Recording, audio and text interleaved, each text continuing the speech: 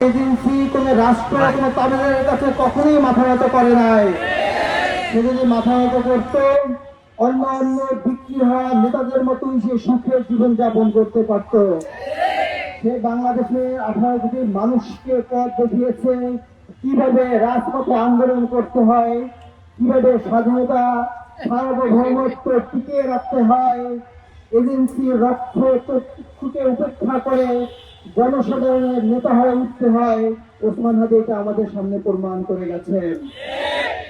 আপনারা দেখবেন জীবিত ওসমান হাদির চেয়ে শহীদ ওসমান হাদি অনেক গুণ শক্তিশালী হয়ে আমাদের মাঝে ফিরে আসছে। বাংলাদেশের কোটি কোটি মানুষ ওসমান হাদি বিচারের অপেক্ষায় আছে। সরকারের কাছে আমি অনুরোধ করব, আপনারা যারা রাষ্ট্র ক্ষমতায় থাকাকালীন অবস্থায় ওসমান হাদিকে হত্যা করা হয়েছে, এই হত্যার দায় আপনারা এড়াতে পারবেন না। আপনাদেরও বিচার হবে, আজ হোক 10 বছর পরে হোক, বিচারের কাজ দ্বারা আপনাদেরকে দাঁড়াতেই হবে।